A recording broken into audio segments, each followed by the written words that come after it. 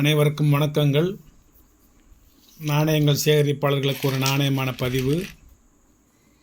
இது ஒரு கம்மாமரேட்டிவ் காயின்ஸ்.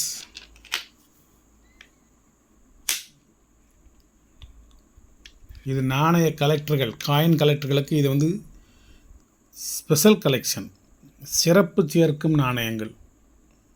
எல்லா நாணயத்தையும் சேர்ப்பீங்க, இந்த நாணயத்தை சேகரித்து உங்களுக்கு சிறப்பு சேர்க்கும் நாணயங்கள். இது யூஎன்சி காயின், மக்கள் புழக்கத்துக்கு போகாத நாணயம். பாக்கெட்டை உடைச்சி அப்படி வாங்கிறது. இது ரேர் கேட்டகிரி. அவ்வளோ எளிதில் விவேகானந்தர் கிடைக்க மாட்டேக்காரு. நிறைய வாங்கி அதை பல்காக பதுக்கிட்டாங்க.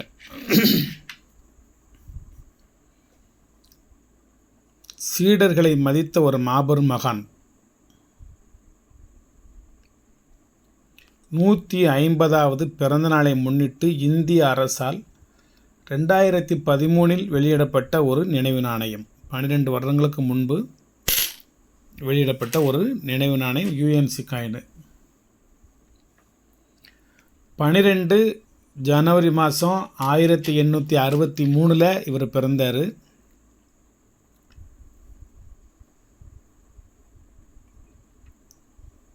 ஜூலை 4 1902 மறைந்தார்.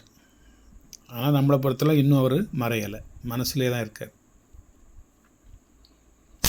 1000 வெற்று வார்த்தைகளை விட, வெறும் வார்த்தைகளை விட, 1000 வெறும் வார்த்தைகளை விட ஒரு துளி நீ செயலில் காட்டு அப்படின்னு அந்த கொள்கைக்கு சொந்தக்காரர்.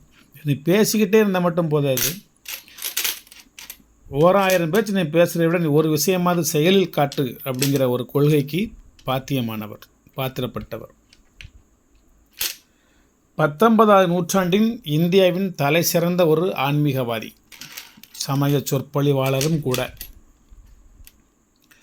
பிறந்த இடம் கொல்கட்டா, இறந்த இடம் பேலூர் மடம், ஹோவ்ராக் அப்படிங்கிற ஒரு நகராட்சி. ஹோவ்ராக் அப்படிங்கிற ஒரு நகராட்சியில் உள்ள பேலூர் மடம். மத்து அப்படின்னா மடம். படிப்பு காலேஜு, அந்த காலேஜுக்கு பேர் எஸ்சிசி காலேஜ். எஸ்சிசினா என்ன தெரியுமா? Scottish search college. இந்து சமய ஆன்மீக சொற்பொழிவாளர் விவேகானந்தர் ஒரு சர்ச் காலேஜில் தான் படிச்சிருக்கார். வங்க மொழியில் கவிதைகள் எழுதினார். நம்ம தமிழ்நாட்டுக்கும் இவருக்கும் ரொம்ப தொடர்பு. இவர் அமெரிக்காவில் ஆற்றிய சொற்பொழிவு உலகில் தலை சிறந்த ஒரு சொற்பொழிவுகளில் ஒன்றாக திகழ்கிறது. அப்படி பேசிட்டு மீண்டும் குந்துகால் அப்படிங்கிற ஒரு பகுதி ராமேஸ்வரத்தில் இருக்குது. நான் போயிருக்கேன். குந்துகால் ஒரு நினைவு மண்டபம் எழுப்பப்பட்டிருக்கு. இந்த குந்துகாலுங்கிற பகுதியில் இறங்கி ராமேஸ்வரத்துக்கு வந்தார். ராமேஸ்வரத்துக்கு வந்து கீழே ரத வீதியில் மேலே முக்கில் பாஸ்கர விலாசம் என்று சொல்லக்கூடிய ராமநாதபுரம் மன்னர்கள் வந்தால் தங்கக்கூடிய ஒரு பெரிய மாளிகையில் விவேகானந்தர் தங்க வைக்கப்பட்டார். பிறகு கோயிலுக்கு போனார். கோயிலுக்கு உள்ளே இப்போவும் நீங்கள் போனீங்கன்னா பாருங்கள், மெயின் வாசலில் என்ட்ரன்ஸில், ரோட்டடி என்ட்ரன்ஸ் இல்லை, கொஞ்சம் உள்ளே போய் அந்த பிரகாரத்தின் 3வது பிரகாரத்தின் என்ட்ரன்ஸில் விவேகானந்தரின் சொற்பொழிவு அப்படின்னு சொல்லி ஒரு கல்வெட்டு இருக்குது. 2 சைடும் ஆர்ச் மாதிரி ஒரு கல்வெட்டு இருக்கும். அவர் அந்த இடத்துல நின்று சொற்பொழிவாற்றினது. அவர் என்ன சொல்கிறார் அப்படின்னா, இவர் வந்து எளிய உடை, எளிய தோற்றத்தை கொண்டவர். இந்த வேஷம் போட மாட்டார். கொட்டை கிட்ட தலையில் சடமுடி, பெரிய மாலை, ருத்ராட்சம் அப்படி இப்படின்னு வேஷங்கள் போட மாட்டார், பட்டையெல்லாம் போட மாட்டார். அது அவர் வந்து ஒரு அந்த விஷயத்தை முன்னிலைப்படுத்தி ஒரு பேச்சு பேசுகிறார், சொற்பொழிவாற்றுறார். உலகெங்கும் நீ தவறுகள் செய்தால் தீர்த்த ஸ்தலமாகிய ராமேஸ்வரத்தில் வந்து அந்த பாவங்களை நீ தீர்த்து கொள்ளலாம், பாவங்களுக்கு பரிகாரம் தேடிக்கொள்ளலாம். ராமேஸ்வரத்தில் வந்து பாவங்கள் செய்யாதே. இது ஒரு கண்டென்ஸ். 2வது, உள்ள தூய்மை, மன தூய்மை இல்லாமல் வரி குதிரை போல் நீ வேடமணிந்து உடம்பு ஃபுல்லாக விபூதிகளை பூசிக்கிட்டு நீ இங்கு வந்து இறைவனை வழிபடுவதால் எந்த விதமான பிரயோஜனமும் இல்லை.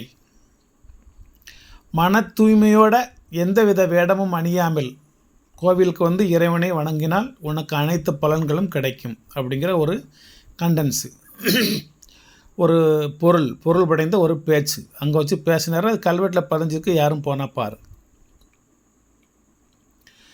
ராமநாதபுரம் ராஜா பாஸ்கர சேதுபதி, தினகர சேதுபதினு 2 பேர் உண்டு. எனக்கு மிகவும் பரிச்சயமான ஒரு குடும்பம். அந்த பாஸ்கர சேதுபதியினுடைய அரண்மனையில் பின்னால் அவருக்கு இன்னும் சிலையெல்லாம் இருக்குது, போனால் பாருங்கள். அவர் வந்து ஒரு நல்ல ஒரு இந்து சமய பற்றாளர், ஒரு ஆன்மீகவாதி, சிறந்த புலமை பெற்றவர், கவிதை நயம் படைத்தவர், ஓமயத்தோடு இலக்கியத்தோடு பேசக்கூடியவர். அவருக்கு இந்து சமய சொற்பொழிவு ஆற்றுவதற்கு அமெரிக்காவுக்கு செல்வதற்கு அழைப்பு வருகின்றது. அந்த சமயம் ராமநாதபுரத்திற்கு விவேகானந்தர் வருகை தருகிறார். யதார்த்தமாக உலகெங்கும் நீங்கள் யாத்திரை செய்தாலும் ராமேஸ்வரத்தை வந்து தரிசித்து விட்டு தீர்த்தமாடிவிட்டு இறுதியில் நீங்கள் ராமநாதபுரம் அரண்மனை சென்று அந்த ராமநாத சேதுபதி அந்த மன்னரை தரிசித்து விட்டு சென்ற பிறகுதான் உங்களது யாத்திரை நிறைவடையும் என்பது ஒரு சம்பிரதாயம். அப்படி ஒரு சம்பிரதாயத்தில் வந்து விவேகானந்தரும் பாஸ்கர சேதுபதியும் அறிமுகம் ஆகிறாங்க. 2 பேரும் நிறைய பேசுகிறாங்க. விவேகானந்தரனுடைய அந்த பேச்சில் வந்து பாஸ்கர சேதுபதி வந்து அடிமையாயிடுறாரு. விவேகானந்தர் மீது ஈர்க்கப்படுறாரு, அவர் மேலே பாசமும் பற்றும் வைக்கிறாரு. அப்போ சொல்கிறாரு, நான் நிறையா படிச்சிருக்கேன், இருந்தாலும் நீங்கள் என்னை விட அதிகமாக படிச்சிருக்கீங்க, உங்களுக்கு ஞானோதயம் நிறைய இருக்குது, அதனால் எனக்கு வந்து அமெரிக்காவில் பேசுவதற்கு எனக்கு ஒரு அழைப்பு வந்திருக்கு, நீங்கள் வந்து எனக்கு பதில் நீங்கள் போங்க, எல்லா செலவையும் நான் ஏற்றுக்கிறேன் அப்படின்னு சொல்லி பாஸ்கர சேதுபதி அவர்கள் சொல்கிறாரு. இவர் வந்து உடனடியாக ஒத்துக்கொள்ளாமல் நான் யோசித்து சொல்கிறேன் என்று சொல்லி சென்னைக்கு புறப்பட்டு போயிட்டார். சென்னைக்கு போனதுக்கப்புறம் அவர் தகவல் தெரிவிக்கிறார், நான் அமெரிக்கா செல்கிறேன் அப்படின்னு சொல்லி. அவர் மிகவும் சந்தோஷப்பட்டு அவ்வளோ ஏற்பாடுகளையும் பண்ணி 1893 வந்து சிகாகோவுக்கு அனுப்பிச்சி வைக்கிறார். அப்புறம் அனுப்பிச்சதுக்கப்புறம் மே 13 வந்து அவர் அமெரிக்கா புறப்படுறாரு. 1893 மே 13 அமெரிக்கா புறப்படுறாரு. ஜூலை மாதம் அமெரிக்காவை போய் அடைகிறாரு. இப்போம்னா உங்களுக்கு காலையில் ஏறினா சாயந்தரத்துக்குள்ளே போயிடுவீங்க. அப்போ ஜூலை மாதம் அமெரிக்காவை அடைகிறாரு.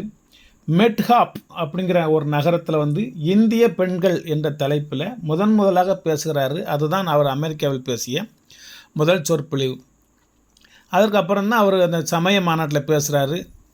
அப்போ அமெரிக்க சகோதர சகோதரிகளே அப்படின்னு சொல்கிறார். அவர் பொதுவாக சகோதர சகோதரிகளே இல்லாமல் அமெரிக்க சகோதர சகோதரிகளே அப்படின்னு சொல்கிறாரு. அது எல்லாரும் பால் ஈர்க்கப்படுது. இவருடைய உடையவும் ஆளையும் பார்த்து எல்லாரும் இவரை பரிகசித்தாங்க, ஏளனமாக பார்த்தாங்க.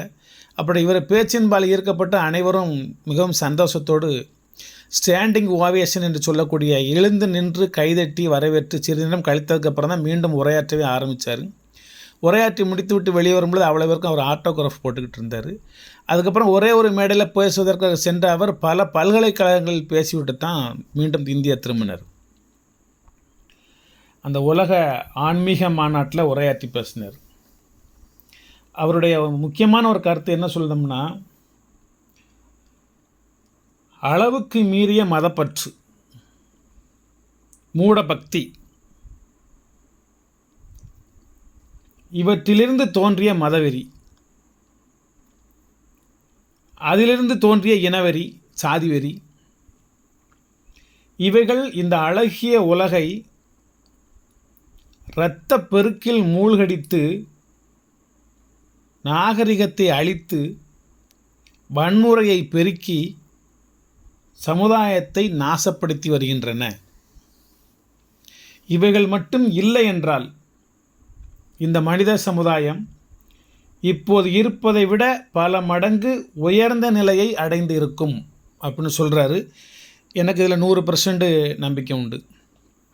ஆமாம், இதெல்லாம் இல்லைன்னா உலகம் இதை விட வளர்ந்துருக்கத்தான் செய்துமே தவிர குறைஞ்சி போயிருக்காது. அப்போ அங்கேருந்து நோபல் அப்படிங்கிற ஒரு பெண்மணி வந்து விவேகானந்தர் கூடயே இந்தியாவுக்கு வந்துடுறாங்க. வேண்டாமா, பொறுங்க, இந்தியாவை பற்றி உங்களுக்கு தெரியாது, அந்த கிளைமேட்டு அங்கே உள்ள மக்களின் வாழ்க்கை முறையெல்லாம் உங்களுக்கு ஒத்து வராதுன்னு சொல்லி வந்துடுறாரு. இங்கே வந்து ராமகிருஷ்ணா மிஷன் அப்படின்னு ஒரு இதை ஆரம்பித்த உடனே அந்த தகவல் அவர் தெரிஞ்சு அவர் மீண்டும் நான் இந்தியாவுக்கு வரப்போகிறேன், சேவை ஆற்ற போகிறேன்னு சொல்லி வந்துடுறாரு.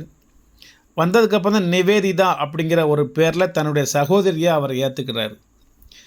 அவருக்கு வேணுங்கிற பணிவிடைகள்லாம் கடைசி காலத்தில் விவேகானந்தர் தான் செய்கிறாரு. அப்போ நான் உங்களுக்கு சேவை செய்ய வந்திருக்கேன், நீங்கள் எதுக்கு எனக்கு சேவை செய்கிறீங்க அப்படின்னு சொல்லி அவங்க தடுக்காங்க. அப்போ சொல்கிறார், கடைசி காலங்களில் வந்து இயேசு கிறிஸ்துவே தனது சீடர்களின் பாதங்களை கழுவி அந்த சேவை செஞ்சார் அப்படின்னு சொல்லி இயேசுவை உதாரணமாக அவர் எடுத்து சொல்கிறார். இந்து சமயத்தின் மீது பற்றும் பாசமும் கொண்டாலும் கிறிஸ்தவ மதத்தின் மீது அளப்பரிய ஒரு மரியாதை வச்சுருந்தார் அவர். அதான் அவரை சொல்கிறாங்க சீடர்களின் கதாநாயகன் சொல்லி. அதாவது சீடர்களை மதித்த ஒரு மாபெரும் மகான் அப்படின்னு சொல்கிறார். ஞான தீபம் அப்படிங்கிற பேரில் இவர் பேச்சு சொற்பொழிவெல்லாம் வெளிவந்துக்கிட்டு இருக்குது. நிறைய வாங்கி படிங்க. எழுந்திரு விழித்திரு அதில் வாக்கியம் எழுதப்பட்டிருக்கும். விவேகானந்தர் நினைவு மண்டபம், விவேகானந்தர் இல்லம், விவேகானந்தர் கேந்திரம், விவேகானந்தர் கல்லூரி சென்னையிலையும் அகஸ்தீஸ்வரரையும் மதுரையிலையும் இருக்கின்றன. 6 விதமான அஞ்சல் தலைகள் வெளியிடப்பட்டிருக்கின்றன. 15 பைசாவிலிருந்து 2 ரூபா 5 ரூபாலாம் இந்த போஸ்ட் ஸ்டாம்ப் வெளியிட்டிருக்காங்க. இவர் வந்து அந்த பாஸ்கர விலாசம், குந்துகால், ராமேஸ்வரம் இதெல்லாம் முடிச்சுட்டு ராமநாதபுரம் வராரு. ராமநாதபுரத்தில் வந்து கேணிக்கரை அப்படிங்கிற ஒரு இடத்துல அவரை இறக்குறாங்க. அதாவது இறப்புன்னு நினச்சிடாதீங்க, இறக்குகிற வாகனத்தை விட்டு இறக்குகிறார்கள். அங்கிருந்து ஒரு குதிரை வண்டி, சாரட் வண்டி வருது. அதில் விவேகானந்தர் அமர வைக்கிறாங்க. அப்போ பாஸ்கர சேதுபதி குந்துகாலில் இறங்கையிலேயே உங்களது பாதங்களை எனது தலையில் வைத்து இறங்குங்கள் என்று சொல்லி தலையை குனிந்து கொடுத்ததாக ஒரு வரலாறு இருக்குது. அது மாதிரி இந்த கேணிக்கரையிலேருந்து நேர மேற்கு நோக்கி வந்தீங்கன்னா போனீங்கன்னா பாருங்கள், நேர மேற்கு நோக்கி வந்தால் அரண்மனை வந்துடும். ராமநாதபுரம் சேதுபதி அரண்மனை வந்துடும். அந்த அரண்மனை வரைக்கும் அந்த வண்டியை குதிரையை பூட்டாமல் பாஸ்கர சேதுபதியை இழுத்து சென்றதாகவும் ஒரு வரலாறு இருக்குது. போகிற வழியில் ஒரு சின்ன ஸ்கூலும் ஒரு ஹாஸ்டலும் இருக்குது. போனால் பாருங்கள், அந்த இடத்துல விவேகானந்தரின் நினைவு தூண் ஒன்று இருக்குது. அதாவது அரண்மனைக்கு போகிற வழியில் இடது கை பக்கமாக இருக்கும். நான் அடிக்கடி போய் பார்த்துருக்கேன். அதை நிறைய வரலாற்று சூடுகள் தமிழ்நாட்டில் விவேகானந்தருக்கு இருக்குது. நீங்கள் போனால் வந்தாலும் பாருங்கள். இது வந்து இந்த கமாமரிட்டி காயின்லேயும் இது வந்து யூஎன்சி காயின். இன்னும் மக்கள் புழக்கத்துக்கெல்லாம் போகாது. என் கையை தான் முதல்ல படுது. இதில் இந்த விவேகானந்தர் மேலே பற்றி உள்ளவங்க, பாசம் உள்ளவங்க, விவேகானந்தரை பற்றி தெரியக்கூடியவங்க இதில் ஒரு நாணயம் மட்டும் வாங்கி உங்களுக்கு பொக்கிஷமாக உங்களது பாதுகாப்பில் வச்சுக்கோங்க. வாங்கி விற்காதீங்க. வாங்கி கலெக்டிங்கில் தனியாக ஒன்று வச்சுக்கோங்க. உங்களுக்கு கொடுக்குறதா கிஃப்டாக கொடுங்க. இது வந்து யூஸ்டு காயினே கிடைக்க மாட்டுக்கு. விவேகானந்தரில் வந்து யூஸ்டு காயினே கிடைக்க மாட்டுக்கு.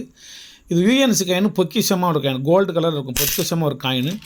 இது வந்து உங்களது சேகரிப்பில் வந்து இது ஒரு முக்கியமான சேகரிப்பு, அதாவது சிறப்பு சேர்க்கக்கூடிய ஒரு சேகரிப்பு. இது கொஞ்சம் காஸ்ட்லி ரேட்டு. ஒரு காயின் வந்து 110 ரூபா. அப்போ நான் என்ன வேலைன்னு வாங்கியிருப்போம்னு நீங்கள் முடிவு பண்ணிக்கோங்க. கிடைக்க மாட்டுக்கு 10 காயின் 20 காயின் தான் தர்றாங்க. நிறைய வாங்கி வைக்க முடியல. நம்ம 10 தான் வாங்குகிறோம். அதுக்கு ஒரு பதிவை போட்டு அதுக்கு ஒரு போஸ்ட் ஆஃபீஸ்லாம் போட்டு நம்ம அனுப்ப வேண்டியிருக்கு. ஒரு முக்கியமான நாணயங்களில் ஒன்று.